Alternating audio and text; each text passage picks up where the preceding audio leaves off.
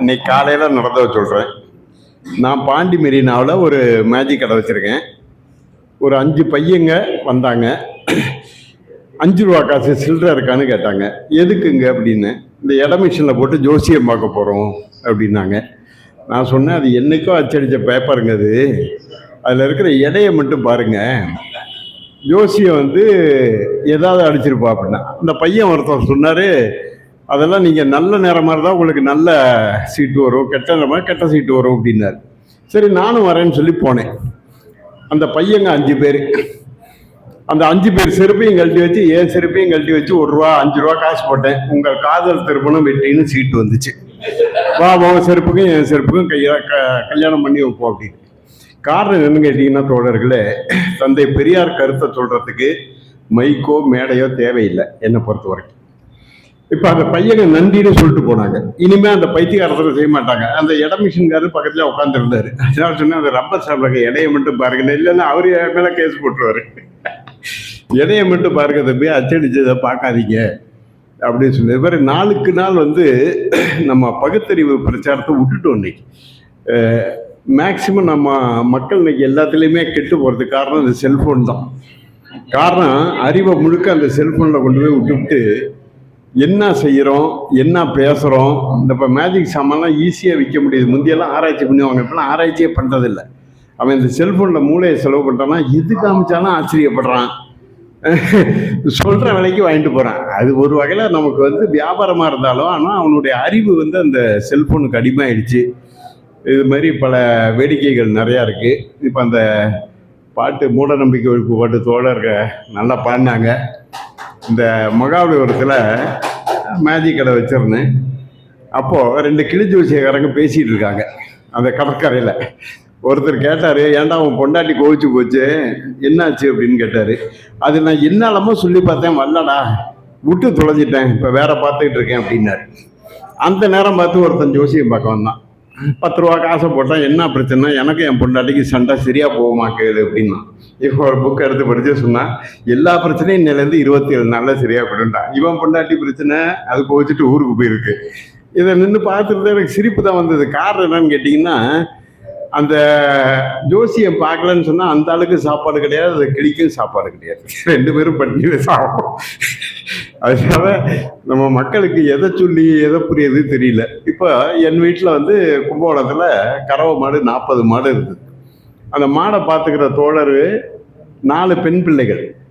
ஜாதகம் பார்த்து பார்த்து பார்த்து பார்த்து சொத்தெல்லாம் இழந்துட்டேன். அப்போது அதான் சன் டிவி ஆரம்பிக்கிறாங்க. 2000 சன் டிவி அப்போ தான் ஆரம்பிக்கிறாங்க. 11:30 மணி வந்தார். தம்பி அந்த சிகப்பு மாடு வந்து காலக்கண்ணு போட்டிருக்கு அப்படின்னாரு. நான் உட்காருங்கன்னு அவரை சோபாவில் உட்கார சொல்லிட்டு 4 ஜோசியருக்கு ஃபோன் பண்ணேன். ஆம்பளை பிள்ளை பிறந்திருக்கு 11:30 மணிக்கு அப்படின்னு. 4 பேரும் ஜாதகம் எழுதி அனுப்பிச்சான். எதுக்கு? கண்ணுக்குட்டிக்கு. நான் கண்ணுக்குட்டின்னு சொல்லலை. 4 பேரும் எழுதி அனுப்பிச்சான். ஆளுக்கு 300 ரூபா கொடுத்துட்டேன். கும்பகோணம் பஸ் ஸ்டாண்டில் ஒரு பெரிய ஃப்ளக்ஸ் வச்சு, ஒரு 25 அடிக்கு 12 அடி ஃப்ளக்ஸ் ஒன்று வச்சு 4 ஜோசியக்காரங்க ஃபோட்டோவை போட்டு அவன் கணிச்ச ஜாதகத்தை கீழே போட்டு நடுவில் என் கண்ணுக்குட்டி படத்தை போட்டேன். கன்றுக்குட்டிக்கு ஜாதகம் கணித்த பிரபல ஜோதிடர்கள்னு போட்டு அந்த பேனரை கிழிக்காமல் இருக்க ஒரு செக்யூரிட்டி போட்டு அவருக்கு மாதம் 600 ரூபா தரேன்ட்டு.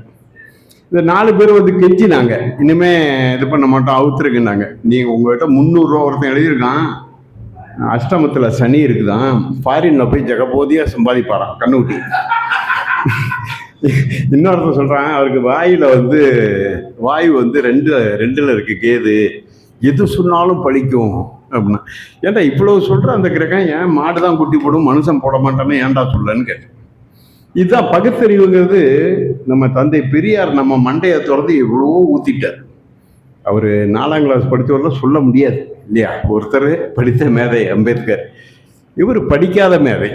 இந்த மக்கள் எதை பற்றி சிந்திக்கிறது இல்லை, ஆராய்ச்சி பண்ணுறது இல்லை. யார் எது சொன்னாலும் நம்பிடுவாங்க. தந்தை பெரியார் சொல்லுவார், நான் சொன்னாலும் நம்பாதீங்க எம்பர். உங்கள் அறிவு இருக்குது, உங்களுக்கு மூளை இருக்குது, அதை கொண்டு சிந்திச்சு பார்த்து நான் சொல்வது சரியாக இருந்தால் அதை ஏற்றுங்க, இல்லைன்னா அதை விட்டுட்டு போங்க அப்படிம்பாரு. வேற யாருமே சொல்லலையே. சங்கராச்சாரி சொன்னாரா, விவேகானந்தர் சொன்னாரா, சாய்பாபா சொன்னாரா? சொல்லலை. சொன்ன ஒரே ஒரு ஆள் 4ஆம் கிளாஸ் படித்த தந்தை பெரியார் சொன்னார், யார் சொன்னாலும் நான் சொன்னாலும் ஏற்றுக்கொள்ளாதீர்கள், உங்கள் அறிவுக்கு சரின்னு பட்டா சிந்திச்சு பார்த்து ஏற்றுங்கினார். இதுதான் சரியான ஒரு மக்களுக்கு அறிவிப்பு விட்டுற வழி. இது மாதிரி 1000 கதைகள் சொல்லலாம். தீநாட்டை தான் கேட்கணும். அடுத்து என்ன பண்ணும்? சரி, கோயம்புத்தூர்ல என்னங்க, நான் பேச விட்டீங்கன்னா நீங்களாம் போயிடுவீங்க. நான் ஒண்டியா அங்கே பேசிக்கிட்டே இருப்பேன். தென்கட்சி சாமிநாத மாதிரி தான். அப்படியா? கோவையில் வந்து ஐயா பேசிட்டு இருக்காங்க. ஒரு ஆள் கேரளாக்காரரு, யாருங்க இவன் அப்படின்னு ஒரு தொண்டர்கிட்ட கேட்குறேன். இவன் சொல்லி பெரியார் தான் கேட்குறாரு. அவர் தாங்க தந்தை பெரியார், சாதி ஒழிப்பு வீரர். அப்படியா? வைக்கம் ஜெயிலில் நானும் அவரும் ஒன்றா தாங்க இருந்தோம். நான் கொலை பண்ணிட்டு போனேன், என்னை ஃப்ரீயாக விட்டுருந்தாங்க. அவர் கையிலையும் கால்லையும் சங்கிலியை போட்டு கல்லை உடச்சிக்கிட்டு இருந்தார். அதான் சாதி ஒழியக்கூடாதுங்கிறது பாப்பானுடைய நோக்கம். ஏன்னா சாதி இருந்தால் தான் அவன் வந்து பொழைச்சிக்கலாம். உதாரணத்துக்கு சொன்னீங்கன்னா, இங்கே பக்கத்தில் பொம்மையரப்பாளையம்னு ஒரு ஊர் இருக்குது. 3 மாரியம்மன் கோயில் இருக்குது ஒரே ஊரில். ஒன்று ஊர்காரனுக்கு, ஒன்று மீனவர்களுக்கு, ஒன்று தலித்து மாணவர்களுக்கு, தலித்து தோழர்களுக்கு. அப்போ ஒரே ஐயர் வரான். நான் அங்கே இருந்தேன், ஒரு 7 வருஷம் அங்கே இருந்தேன் பொம்மையரப்பாளையத்தில். ஒரே ஐயர் தான் வரான். இந்த ஊர்காரங்களுக்கு ஒரு திருவிழா நாளை குறித்து கொடுத்துட்டு 2000 5000 கொடுக்க வாங்கிட்டு போயிடும். அது மீனவர்கள் வந்து 15000 கொடுக்குறாங்க. தாழ்த்தப்பட்ட தோழர்கள் வந்து 25000 கொடுக்குறாங்க. ஒரே ஐயர். இப்போ இந்த சாதி இல்லைன்னு வைங்க, அங்கே ஒரு கோயில் தான் இருக்கும். அப்போ அவனுடைய வருமானம் வந்து 3 பங்காகுது. யார் ரொம்ப பாதிக்கப்பட்ட மக்களோ அவங்க தான் அதிகமாக கொடுக்குறாங்க. அப்போ அந்த சாதி ஒழியணுங்கிறது தான் தந்தை பெரியாருடைய சிந்தனை. அதுக்கு தண்டனை என்னன்னு கேட்டிங்கன்னா, கையிலையும் கால்லையும் விலங்கு போட்டு சங்கிலியால் இணைச்சி அவர் காலை தூக்கினா தான் அந்த கல்லை உடைக்க முடியுங்கிறது 18 வருஷம் கழித்து அந்த தாமஸ் சொல்லி தெரிஞ்சுது. இரவு உணவு சாப்பிடும்போது ஒரு தோழர் கேட்குறாரு, ஐயா சிறையில் அந்த மாதிரி செஞ்சாங்களா அப்படின்னாரு. ஆமாம் செஞ்சாங்க அப்படின்னாரு.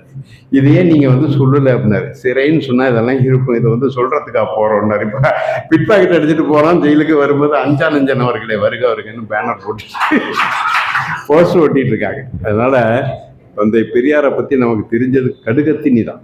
அண்ணல் அம்பேத்கரை பற்றி தெரிஞ்சது சும்மா ஒரு கடுகளவு. ஆனால் நமக்கு தெரியாது பெரிய மலையளவு. அவங்கெல்லாம் எதுவும் சொல்லலை. காரணம் கேட்டே அவங்க விளம்பரத்துக்காக எதுவுமே செய்யலை. இன்னைக்கு இவங்க 2 பேரும் இல்லைன்னா தோழர் சொன்ன மாதிரி எங்கள் தாத்தா வேலையை தான் நான் செஞ்சுக்கிட்டு இருக்கோம். அம்பேத்கரும் தந்தை பெரியாரும் பிறக்கலை அப்படின்னு சொன்னால், இன்னைக்கு பாருங்க ஒரு கொலை 2 பேர் சேர்ந்து பண்ணுறாங்க. ஒருத்தர் திராவிடர், ஒரு உதாரணத்துக்கு ஒரு ஆசாரின்னு வச்சுக்கோ, பூணூல் போட்டிருப்பார். இன்னொருத்தர் ஐயர். இவங்க 2 பேருக்கு சிறை தண்டனை வந்து ஆசாரி பூணூலை அறுத்துருவாங்க, ஐயர் பூணூலில் இருக்க மாட்டாங்க. இன்ன வரைக்கும் சிறையில் ஐயருக்கு மட்டும் பூணூலில் இருக்க மாட்டாங்க. நாங்கள் இந்த கருவறை நுழைவு போராட்டம் பண்ணிட்டு திருச்சி சிறையில் ஒரு 17 நாள் இருந்தேன். அங்கே ஒரு ஐயர் பூணூல் போட்டிருக்காரு, அவர் கைதி. அந்த காதலியை வந்து 13 இடத்துல குத்தி கொண்ட வழக்கில் அவர் ஜெயிலில் இருக்காரு. அது ஜெயிலுக்குள்ளே ஒரு பிள்ளையார் கோயில் இருக்கு, அதில் அவர் மணி அடிக்கிறாரு. இன்ஸ்பெக்டர் கும்பிட்டு நிற்கிறாரு. இந்த நாடு எப்படி உருப்பிடும்? அப்போ அவன் கொலை பண்ணாலும் அந்த பூணூல் தான் அவனுக்கு ஒரு அந்தஸ்தை கொடுக்குதுங்கிறதுக்காக. அதுதான் அண்ணல் அம்பேத்கர் சொன்னார், இந்த சட்டத்தை நான் எழுதவில்லை, நான் பேனாவை பிடித்தேன், அவர்கள் எழுதினார்கள். யாராவது கொளுத்த முன் வந்தால் நான் நெருப்பட்டி தர நான் தயார்னு சொன்னேன். ஏன்னு கேட்டிங்கன்னா, அது முடியல. இதுக்கே அவன் ராஜேந்திர பிரசாத் கையெழுத்து போட மாட்டேன்ட்டான்.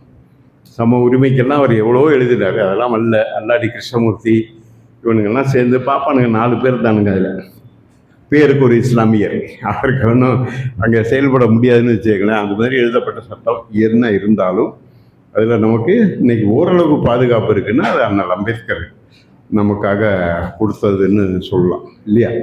அந்த சட்டம் எழுதும்போது ஒருத்தர் கேட்டான், 6 மாதம் ஆச்சு. ஒரு பாப்பா, ஒரு ஐயர் தான் கேட்டார், 6 மாதம் ஆச்சே இன்னும் எழுதி முடியலையே அப்படின்னாரு. அப்போ அண்ணல் அம்பேத்கர் ஒவ்வொரு நாட்டிலையும் எவ்வளோ வருஷம் எடுத்துக்கிட்டாங்கன்னு சொல்கிறார். ஃப்ரான்ஸில் வந்து 6 வருஷம் எடுத்துருக்காங்க சட்டம் எழுது. கியூபாவிலேயே 26 வருஷம் எடுத்துருக்காங்க. அது அப்படியே சொல்கிறார். ஒவ்வொரு நாட்டிலையும் இவ்வளோ நாள் எடுத்துருக்காங்க, இங்கே 6 மாதம் தானே ஆகுது, ஏன் அதுக்குள்ளே அவசரப்படு? அப்போ அவருடைய மூளை எவ்வளோ இருக்கும் பாருங்க. இப்போ நான் வந்து லண்டன் போயிருக்கேன். லண்டன் போனப்போ அந்த ஆக்ஸ்போர்டு லைப்ரரி தான் உலகத்திலேயே பெருசு. அதோட வாசப்படிக்கை வந்து ஒரு வாசப்படியில் நீங்கள் போய் பார்த்துட்டு வந்தீங்கன்னா அடுத்த வாசப்படிக்கு பஸ்ஸில் தான் போடும், இல்லைன்னா ட்ராம் வண்டி இருக்குது. ட்ராம் வண்டியில் தான் டிக்கெட் வாங்கி போய் தான் அடுத்த வாசப்படி போகணுமே தவிர நடந்து போக முடியாது. அதுக்குள்ளே நுழைஞ்சிங்கன்னா ஒரு பக்கம் வந்து காரல் மார்க்ஸ் படம், ஒரு பக்கம் வந்து அண்ணல் அம்பேத்கர் படம். கீழே எழுதியிருப்பாங்க, இந்த நூலகத்தில் இருக்க அத்தனை நூல்களையும் ஒரு முறை படித்தவர் கார்ல் மார்க்ஸ், 3 முறை படித்தவர் அம்பேத்கர்னு எழுதியிருப்பாங்க. அசந்து போயிட்டேன். காரணம் என்னங்கிட்டே 3 நாள் போய் அந்த நூலகத்தில் ஒரு 10 விழுக்காடு கூட என்னால் பார்க்க முடியல. அவ்வளோ பெரிய நூலகம். அப்போ அதில் அந்த வெள்ளைக்காரங்க அங்கே தான் சாதி கிடையாது இல்லையா, இந்த பழாப்பண நாட்டில் தானே இந்த சாதி இருக்குது. அம்பேத்கருக்கு படிக்கும்போது லைப்ரரி மூடக்கூடாதுன்னு சட்டம் போட்டாங்க. அவர் கடிகாரத்தை பார்க்கவே மாட்டாராம், வந்து படிச்சுக்கிட்டே இருப்பாராம். அதே மாதிரி அவர் ஒரு நாள் புத்தகத்தை எடுத்து வைக்கிற பையன் மாற்றி வைக்கும்போது படிச்சிருக்கா, அதை கவனிச்சிருக்காரு. தம்பி அந்த புத்தகம் இந்த அலமாரியில் இந்த இடத்துல வைங்க அப்படின்ட்டு இருக்காரு. அப்போது லட்சக்கணக்கான புத்தகங்க, 1 2 கிடையாது, லட்சக்கணக்கான புத்தகம். அதில் ஒரு புத்தகத்தை மாற்றி வைக்கும்போது அவர் வந்து அதை கவனிக்கிறார் சொன்னால் அவருடைய சிந்தனை எப்படி இருந்திருக்குன்னு பாருங்கள். ஏதோ அவங்கெல்லாம் நம்ம நாட்டில் பிறந்தாங்கங்கிறது நமக்கெல்லாம் பெரிய ஒரு மகிழ்ச்சியான செய்தி. அந்த அம்பேத்கரை பற்றி படிக்கும்போது கண் கலங்குது. அமெரிக்காவில் நடக்கிறார், நான் அமெரிக்காவில் நடக்கிறேன், என்னை யாரும் பார்க்கல, அவங்கவுங்க அவங்க வேலையை பார்த்து போகிறாங்க, சுதந்திரமாக நடக்கிறேன், கையை வீசி நடக்கிறேன், ஆனால் நான் பிறந்த நாட்டில் நடக்க முடியலையே அப்படின்னார். நான் பிறந்த நாட்டில் என்னால் இது மாதிரி நடக்க முடியலைங்கிறப்போ கண்ணே கலங்கிடுச்சு. என்ன கொடுமை, எவ்வளோ பெரிய அறிவாளி, எவ்வளோ பெரிய மேதை, இந்த சாக்கடை சாதியை வச்சுக்கிட்டு இப்போ நான் என்ன சாதின்னு உங்களுக்கெல்லாம் தெரியாது, நீங்கள் என்ன சாதின்னு எனக்கு தெரியாது, ஆனால் தலையில் ஒன்று சுமத்தி ஒரு மதத்தை நமக்கு சுமத்தி, அதுதான் தந்தை பெரியார் சொல்லுவார், நீ வந்து சூத்திரன்னு ஒத்துக்கிட்ட உபச்சாரி மகன்னு ஒத்துக்கணும்பார். சூத்திரன் சொன்னால் தேவடியா பையன்கள் தான் வடமொழிக்கு வந்து சூத்திரன், தமிழுக்கு தேவடியா பையன்னு அர்த்தம். நம்மளை வந்து தேவடியா பையன்னு சொல்கிறான். ஆமாஞ்சாமின்னு கையை கட்டி நிற்கிற சீமாம்மா அன்னைக்கு பண்ணிட்டு இருக்கான் பாருங்க அந்த கம்யூனிட்டி, என்ன பண்ணி அசிங்க. இப்போ அவனை பற்றி பேசினா நமக்கு மூட் அவுட் ஆகிடும், வேண்டாம். எது கேட்டிங்கன்னா அவனும் நானும் பாம்பே வரைக்கும் போயிருக்கோம். அவன் என்ன சாமியார் அண்ணன்பா அந்த மேஜிக் பண்ணுறதுனால. தோழர் உமாவதி தோழருக்கெல்லாம் நல்லா தெரியும். பகுதியில் வந்து அவங்க மீட்டிங் போடுவாங்க, இந்த கம்யூனிட்டி போய் ஆட்டோவில் வந்து இறங்கி என் பையிலேருந்து 20 ரூபா எடுத்து கொடுப்பான் சீமா. இவங்கெல்லாம் சாப்பாடு போட்டிருக்காங்க. இங்கே அரியாங்குப்பத்தில் புரோட்டா முதல் கொண்டு அவனுக்கு வாங்கி கொடுத்துருக்காங்க. எல்லாம் நிறைய பேர் என்கிட்ட கேட்டாங்க, வளர்த்து விட்டீங்கன்னாங்க. நாயை தான் வளர்த்துறோம், அது கடிக்கும் நம்ம என்ன கண்டோம் இல்லையா, அது கடிக்கிற நாயாக போயிடுச்சு, அது தொலைது விட்டுங்க. ஆனால் அவன் உருப்படாமல் போயிட்டான் பார்த்தீங்களா, அந்த கட்சி இன்னைக்கு இல்லாமல் போச்சுல்ல. ஐயா மேலே கையை வச்சான், அவனுடைய எல்லா மாவட்டத்துலேயும் அந்த கட்சியை கலைச்சிட்டு போயிட்டாங்க. போன வாட்டி 8% வாங்கினான், இந்த வாட்டி கண்டிப்பாக அதுக்கெல்லாம் வாய்ப்பே கிடையாது. அவனுக்கு தெரியும் ஜெயிக்க மாட்டோங்கிறது அவனுக்கு நல்லா தெரியும். ஏதாவது பிஜேபி ஆர்எஸ் கொடுக்குற பணம் நமக்கு போதும் அப்படிங்கிறதுக்காக அவன் எடுத்துக்கிட்டு இருக்கான். இந்த என்ன அந்த அணில் குஞ்சு அது இப்போ பண்ணிங்களே, ஆனால் ஆரம்பிச்சோன்னே இருந்தது போயிடுச்சு, எல்லாம் இந்த பக்கம் போயிடுச்சு. இன்னைக்கு காலையில் அந்த முகநூலில் பார்க்குறேன், ஃபேஸ்புக்கில் ஒருத்தன்ட்ட கேட்குறேன், அணில் குஞ்சுக்கிட்ட எத்தனை தொகுதியில் ஜெயிப்பீங்க? 270 நாங்கள் தான் ஜெயிப்போம் அப்படின்னா. இன்னொருத்தான் தோழத்துட்டு 270 350 அப்படின்னா.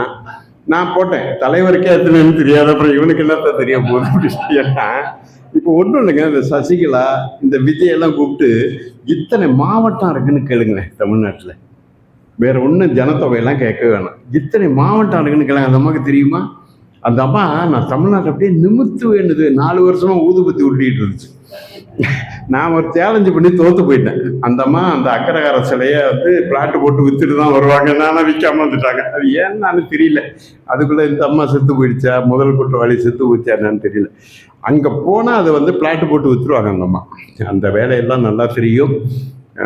கும்பகோணம் பக்கத்தில் 40 கிலோமீட்டர் தான் மன்னார்குடி, ஒரு 3 ஏக்கர் நிலம். சசிகலான்னு சரியாக தமிழில் பேர் எழுத தெரியாது, 3ஆம் கிளாஸ் படித்த பொம்பளை. இன்னைக்கு என்னடான்னா நானும் யாரோ கூட்டணி வச்சிருக்கேன் அந்த அம்மா. நாங்கள் தான் இவர் பெரிய மங்காவா இல்லை மாவடு அங்கே பிடிச்சு போல இருக்கு டெல்லிக்கு. எனக்கே போய் தொலைறானுங்க. தமிழ்நாட்டையே மாற்ற போகிறாங்கண்ணா. நான் சொன்னேன் சாப்பிட போகிறேன்னு சொன்னாலும் அதில் உண்மை இருக்கும். என்னத்தான் மாற்ற போகிறீங்க நீங்கள்? மாற்றி மாற்றி மாற்றி மாற்றி இப்போ அந்த அம்மா வந்து எப்படி செத்துதுன்னு ஆராய்ச்சி பண்ணிகிட்டு இருக்கானுங்க. அன்னைக்கு நம்ம தோழர் அழகரசன் வரல, கடலூர், என்னை வந்து இந்த இதில் கூப்பிட்டாங்க ஒரு தொலைக்காட்சியில். பேய் உண்டா இல்லையான்னு வாதம் வாங்கினாங்க. ஆவியோட பேசுறது உண்டா என்ன வாங்க அப்படின்னாங்க. ஆவியோட பேசுறது உண்மை தான், ஆறுமுகசாமிக்கு வேலை இல்லையே அப்படின்னு. இப்போ ஆறுமுகசாமின்னு ஒரு நீதிபதியை போட்டு தானே ஜெயலலிதா செத்தது எப்படின்னு விசாரணை பண்ணிட்டு இருக்காங்க. அப்புறம் நம்ம தோழர் அழகரசன் கடலூருக்கு அவருக்கு ஃபோன் பண்ணி அவர் போய் எனக்காக பேசிட்டு வந்தாருன்னு வச்சுங்களேன். அதனால இந்த மாதிரி மூடத்தனங்களை வச்சு நம்ம வீட்டில் செத்தா சாமி, பக்கத்து வீட்டில் செத்தா பேய், ரெண்டும் குணம் தானே. இதெல்லாம் அப்படியே நம்ம மண்டையில் திணிச்சு நம்மளை சிந்திக்க விடாம பண்ணி இருப்போம். ஏதோ நம்ம எல்லாம் பெரியார் அம்பேத்கரை ஏற்றுக்கிட்டதுனால நம்ம நல்லா இருக்கும்னு சொல்லி விடாம, எதிர்ப்பு வந்தாலும் பிரச்சனை வந்தாலும் இதை மற்றவங்களுக்கு இதை மூடத்தனம் ஒழியறதுக்காக சொல்லணும். நான் என்ன வேலை செஞ்சேங்கிறது ஒரு சில பேருக்கு தெரியும். கோவிலுக்கு தேவையான வெண்கல சிலைகள் செய்கிறது தான் என்னுடைய வேலை. என்னுடைய கொள்கைக்கும் என்னுடைய தொழிலுக்கும் கொஞ்சம் கூட சம்மந்தமே இல்லை. இருந்தாலும் அந்த ஆர்டர் கொடுக்க வந்தவங்ககிட்ட நான் கடவுள் உண்டு, அதுக்கு சக்தி உண்டுன்னா நான் பேசி ஆர்டர் வாங்கினதே கிடையாது. ஏழைகள் வருவாங்க, திட்டுவேன், போங்கப்பா போய் 2 குழி 3 குழி நிலத்தை வாங்கி ஏதாவது கொத்தரங்க வெண்டைக்காய் போட்டு குடும்பத்தை பாருங்க, இதை நீ தொட்டாலே தீட்டுங்கிறான், இதை போய் ஏன் வாங்குறீங்கம்ம. நான் செஞ்சது முழுக்க எக்ஸ்போர்ட் தான், வெளிநாட்டுக்கு அனுப்பிச்சது. வெள்ளைக்காரன் பூஜையிலெல்லாம் வைக்க மாட்டான், பெட்ரூமில் வச்சுக்குவான், குளிக்கிற ரூமில் பாத்ரூமில் வச்சுக்குவான், அழகுக்கு வச்சுக்குவான். இங்கே அப்படி இல்லை. அதுக்கு வெண்ணெயை வச்சு தேய்ச்சி வீட்டில் ஒரு வாழைப்பழத்தை ஒரு குரங்கு எடுத்தால் கல்லால் அடிப்பான், ஆனால் கோவிலில் போய் வெண்ணெயை வச்சு தேய்ப்பான். கருட பகவான் இவன் கோழி குஞ்சு தூக்கும்போது அரைக்கல்லாம் அடித்தா கருட பகவான் பிறண்டு விழுவார். ஆனால் மேலே பறக்கும்போது பகவான் கணத்தில் போட்டுக்குவான். என்ன செய்கிறான், என்ன சொல்கிறான், கடவுளுக்கு உருவமே இல்லைன்னா பார்த்தா 12 கை 8 கைன்னா. ஐயா கேட்டார், இல்லை உருவமே இல்லைன்னா அப்புறம் 12 கை 4 கை 8 கைன்னாரு. உங்களுக்கு இப்போ தெரியும், பெரம்பலூரில் முகுந்தன்னு ஒரு தோழர் இருக்கார். அவருடைய தாத்தா அங்கே டீ கடை வச்சுருக்காரு. இன்னைக்கு அந்த முகுந்தன் தோழர் தான் 12 அடியில் பெரியார் நான் தான் செஞ்சு கொடுத்தேன். ஃபைபரில் உட்காந்த பெரியார் அவர் வீட்டு முகப்பில் ரோட்லேயே வச்சுருக்காரு. அவர் என்ன சொல்கிறார், அவன் குரங்க வச்சுருக்கான், ஆஞ்சநேயரை வச்சுருக்கான், இதே வச்சுருக்கான், நான் ஐயாவை வச்சுருக்கேன்னு. என்னன்னு கேட்டால், அந்த முகுந்தனோட தாத்தா டீ கடையில் ஐயா காரை நிப்பாட்டி டீ குடிக்க போயிருக்காங்க. அப்போ முருகனும் வள்ளி தேவசேனையும் ஒரு படம் இருக்கு. பெரியார் ஒன்றும் தெரியாத மாதிரி கேட்டிருக்காரு, இது யாருங்க, ஒரு பையன் ஒருத்தர் நிற்கிறாரு, 2 பக்கம் 2 பொண்ணு நிற்கிது அப்படின்னு கேட்டிருக்காரு.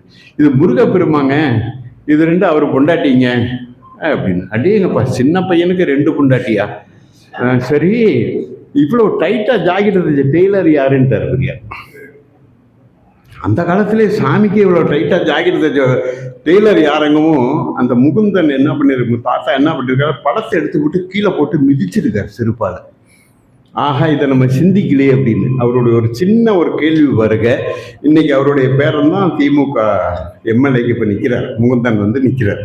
பெரம்பலூர் போனீங்கன்னா அப்படி மெயின் ரோட்லேயே போனீங்கன்னா வலதுகை பக்கம் பெரியாருடைய உட்காந்த சிலை 12 அடியில் இருக்கும். நல்லா ஒரு பெல்ட் போட்டு கட்டியிருக்காரு. அது வைக்கிற அன்னைக்கு கலைஞர் அந்த வழியாக போகும்போது காரை ரிவர்ஸ் எடுத்துகிட்டு நின்று பார்த்துட்டு போயிருக்காரு. ஆஹா, பரவாயில்ல, இங்கே ஒரு பெரியார் இருக்கார் அப்படின்னு சொல்லி. அது மாதிரி எதுக்கு சொல்கிற தோழர்களே, நமக்கு கிடைக்கிற வாய்ப்புகள் எல்லாம் நம்ம தெருவில் 10 பேரை சேர்க்கணும், ஊரில் ஒரு 50 பேரை சேர்க்கணும். நம்ம தந்தை பெரியார் அண்ணல் அம்பேத்கர் பட்ட கஷ்டங்கள், நமக்காக அவங்க பட்ட கஷ்டங்கள், இதெல்லாம் எடுத்து சொல்லணும். அதெல்லாம் ஒன்றுமே இல்லாமல் சும்மா பேப்பரில் எழுதிக்கிட்டு சேலஞ்சக்கரை சித்தப்பா ஏட்டில் எழுதின கமெண்ட்டு கதை பாடியெல்லாம் ஒன்றும் கதை ஆகாது. அதுக்கு நான் முன்னாடியே சொன்ன மாதிரி இதுக்கு மேடையோ மைக் செட்டோ தேவையில்லை. நம்ம அன்றாடம் வாழ்க்கையில் என்னென்ன பார்க்குறோமோ, எங்கள் வீட்டில் அமாவாசை அன்னைக்கு பயங்கரமாக விரதம் இருப்பாங்க, சாமிக்கெல்லாம் படைப்பாங்க. நான் ஒன்றும் பண்ண மாட்டேன். எனக்கு வயசு ஒரு 13, 14 தான் இருக்கும். குளத்துலேருந்து ஒரு மீன் எடுத்துகிட்டு குழம்புல போட்டுருவேன், சாம்பாரில் போட்டுருவேன். நீர் விளவாங்க, சாமிக்கெல்லாம் படைப்பாங்க. எல்லாம் சாப்பிட்டு முடிச்சோன்னா எங்கள் அம்மாவை கூப்பிட்டு ஜாரணி கரண்டி எடுத்து மீன் எடுத்து செதில் குடல் எல்லாம் இருக்கும் எடுத்து வைப்பேன். வைக்கும்போது அடிப்பாங்க. நான் கேட்டேன், ஏமா சாமி சாப்பிட்டுது, அப்புறம் நீங்கள் சாப்பிட்டா என்னம்மா அப்படி. இப்படி தான் பண்ணி தான் வீட்டில் பெரிய பிரச்சனையாச்சு. முதல்ல 12 வயசு எனக்கு எங்கள் தாத்தாவுக்கு தவசம் கொடுக்குறாங்க. அப்போ எங்கள் அம்மா அப்பாவும் அந்த பாப்பான் காலில் விழுகிறாங்க. நான் யோசனை பண்ணேன், இவனுக்கு என்ன யோகியது இருக்குது, இவன் ஏன் காலில் விழுகிறான்ட்டு. அப்போ இந்த ஐயருக்கு ஒரு 16 முழம் வேட்டியும் ஒரு அங்கவஸ்திரமும் வாங்கி கவரில் வச்சுருந்தாங்க பாருங்கள். நான் 12 வயசா மெதுவாக அந்த கவரை எடுத்து எங்கள் தாத்தாவோட கையிலையும் சட்டியும் அதுக்குள்ளே வச்சுட்டு இந்த அங்கவஸ்திரத்தையும் வேட்டியும் பீரோவில் போட்டேன். இவன் என்ன பண்ணான், முடிச்சு எடுத்துகிட்டு போயிட்டான்.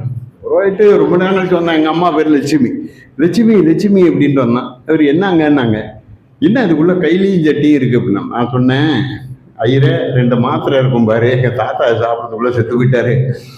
அந்த கையிலையும் சட்டியெல்லாம் எங்கள் தாத்தா கட்டினாதான், அவருக்கு தானே அனுப்புறீங்க, அனுப்புங்க அப்படின்னு. இதுதான் முதல் நாத்தியம். ஆனால் அன்னைக்கு முழுக்க அடிதான். ஒரு தங்கத்தை அடித்தா எப்படி அது நகையாகுமோ, அது ஒரு பொருளாகுமோ, அது மாதிரி அடிக்கெல்லாம் பயப்படவே இல்லை. நான் சொல்வது உண்மை. நான் போய் சொல்கிறேன்னா, உங்கள் தாத்தா அவன் பார்த்துருக்கானா கேளுங்கன்னு எங்கள் அம்மாட்ட. உங்கள் மாமனாரை அவன் பார்த்துருக்கானா, கருப்பா சிகப்பா தெரியுமா? சரிப்பா, 4ஆம் வீட்டில் ஒரு பையன் காணாம போயிட்டான், அவனை கண்டுபிடிக்க சொல்லுங்க. செத்தவனை கண்டுபிடிச்சி கொண்டு போய் கரெக்டாக அரிசி பருப்பு காய்கறி பணம் வேட்டி எல்லாம் கொடுக்குறானா. என் மகனை கண்டுபிடுறான்னா ஏன் கண்டுபிடிக்க மாட்டேங்கிறான், போலீஸ் ஸ்டேஷன் போங்கிறான். அப்போ இது மாதிரி நம்மளை ஏமாத்துறது தான் பார்ட்னரோட வேலை. அதெல்லாம் ஏமாறாமல் நாம் இருந்துகிட்டு இருக்கோம். மற்றவங்களுக்கு இந்த வாய்ப்பை சொல்லி ஏமாறாதீங்கன்னு சொல்லணும். தந்த வாய்ப்புக்கு நன்றி.